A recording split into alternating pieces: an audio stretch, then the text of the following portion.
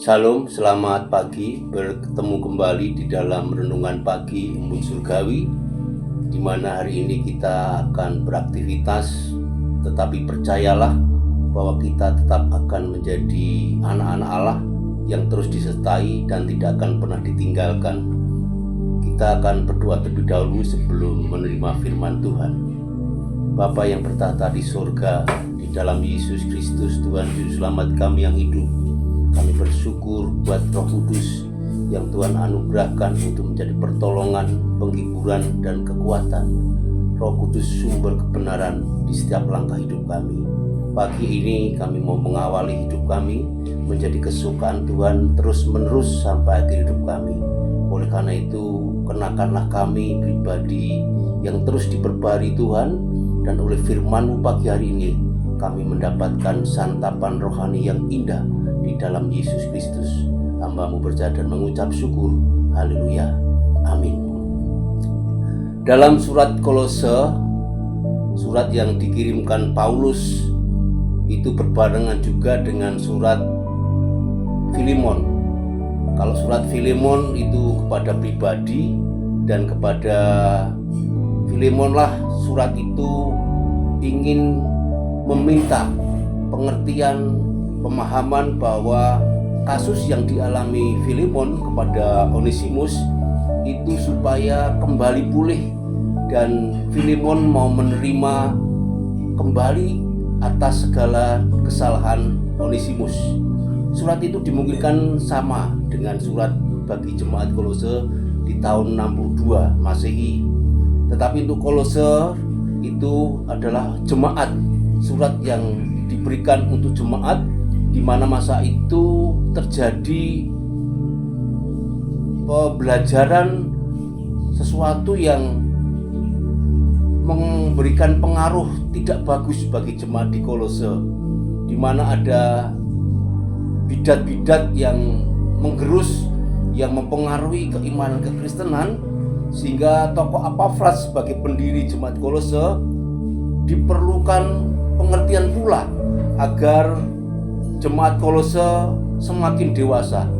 Oleh karena itu, kita sebagai umat Kristen di masa sekarang harus juga memiliki kekristenan yang dewasa, di mana kita mampu mempraktekkan pengampunan.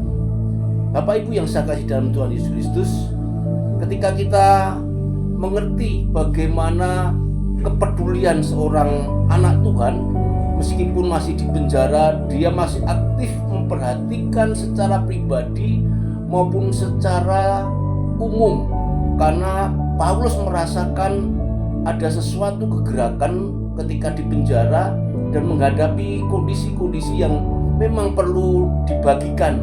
Maka itu kita umat Kristen di masa sekarang ingin belajar sebagai Kristen yang dewasa mempraktekkan pengampunan. Kita mau baca di Kolose pasal 3 ayat 5, di mana ini langkah orang Kristen untuk menjadi manusia baru, yaitu mematikan hidup lama. Karena itu matikanlah dirimu segala sesuatu yang duniawi, yaitu percabulan, kenajisan, hawa nafsu, nafsu jahat, dan juga keserakahan yang sama dengan penyembahan berhala. Ketika kita condong kepada sifat-sifat karakter duniawi, kita memprioritaskan terlalu berlebihan kepada kepentingan jasmani, disitulah kita sudah menjadi bagian mendukakan Allah, menduakan Yesus.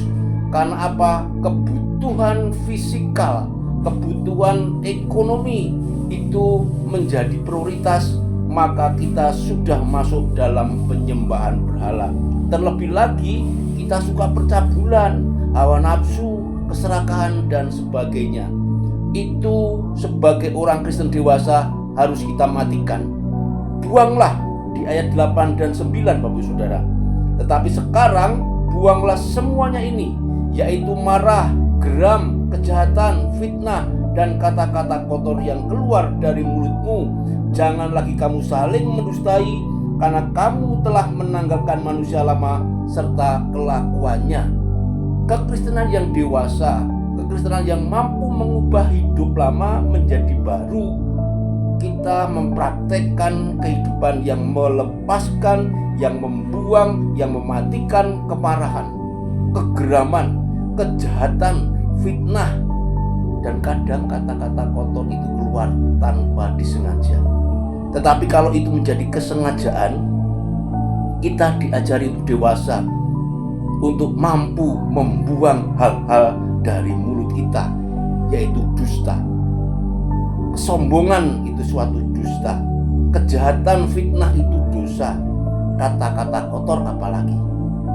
Bapak Ibu yang saya kasih, yang ketiga sebagai fase kita orang Kristen dewasa mampu mempraktikkan pengampunan yang sudah dianugerahkan buat kita, yaitu kenakanlah Bapak Ibu, mengenakan sesuatu yang baru, karakter baru, sifat-sifat Allah, di mana kita adalah manusia yang istimewa di hadapan Allah.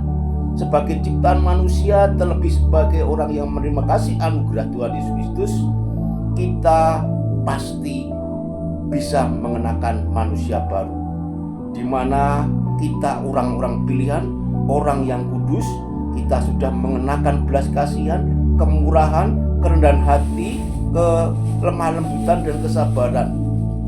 Waktunya kita mengenakan pribadi baru, dan kita mampu sudah menanggalkan baju-baju duniawi, sifat-sifat duniawi yang kita kenakan dulu yang sudah kotor.